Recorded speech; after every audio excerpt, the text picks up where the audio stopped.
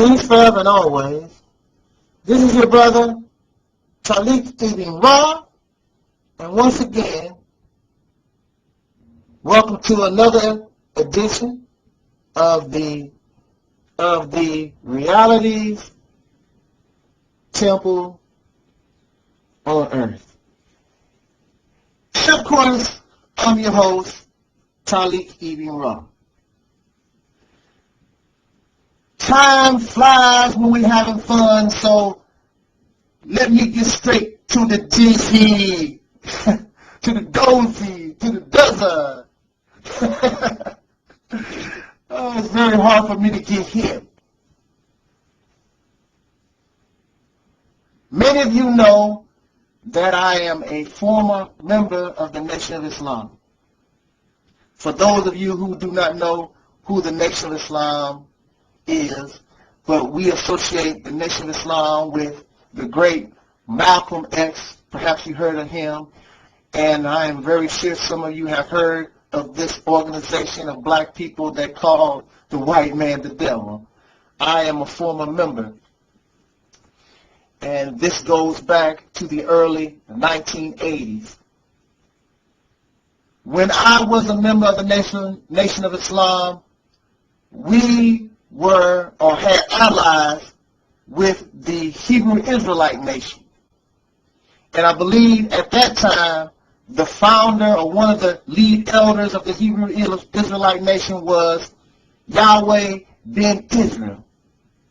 And to my knowledge, that faction or division of the Hebrew Israelite nation, they actually moved to Israel.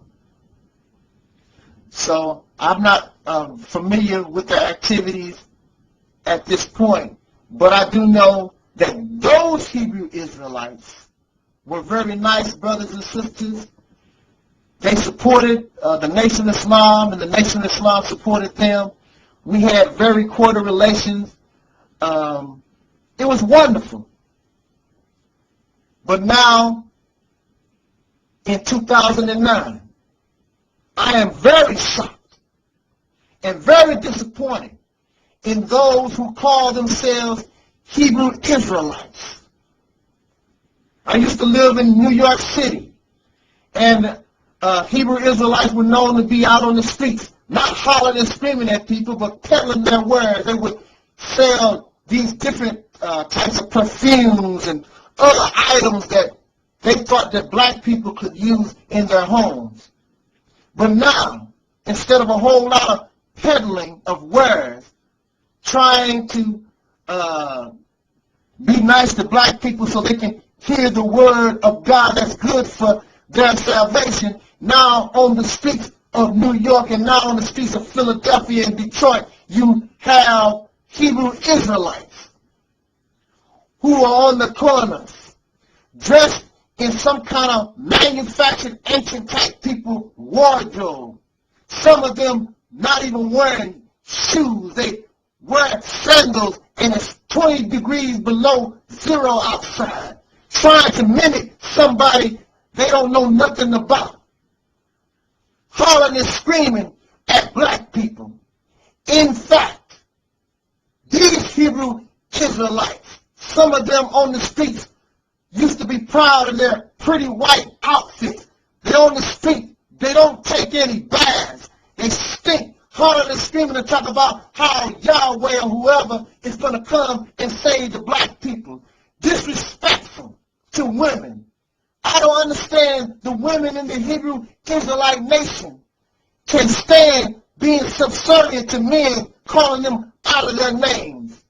And even here on YouTube, they will call you a nigger. How the hell you going to call me a nigger, but yet still you talk about this God is for my salvation, and nigger is a word derived from the oppressor. So if you call me a nigger using the words of the oppressor, what that makes you? They talk all this thing about the Bible and God's salvation, but they are violent and get ignorant with black people. How can you say that you care about the black people in America hollering and screaming at them, calling them out of their names. And in some instances, even now, you have the Hebrew Israelite men running around in their neighborhoods, terrorizing black people. In fact, some have killed black people. This is a fact.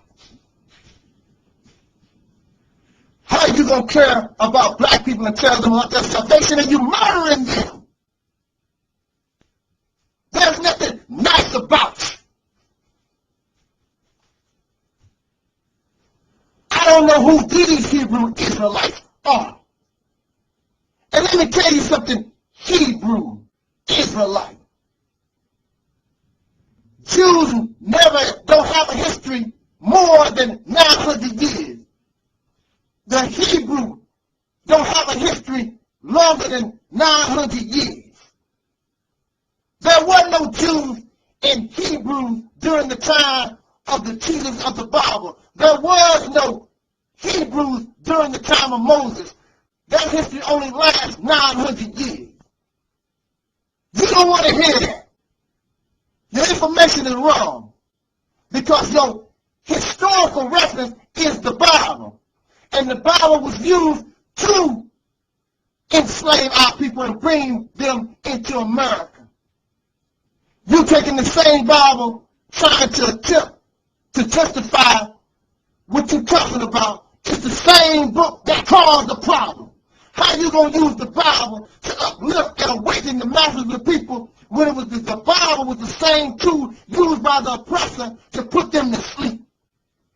And so now, here you are, calling women out of their names, having no respect for the mother of the nation, with your nasty, ragged ass on the street corners. You can't answer no questions. So all you can do is cuss people out like you done me, because you're a chump. Then you can kill black people, but you made no attempt to harm Esau, whatever you want to call the white man, or the government of America that has done the dirty deed. You ain't done nothing to them, but you go around killing black folks and cussing them out. Hebrew Israelite. Who the hell who do you think you impress? You ain't impressed me none.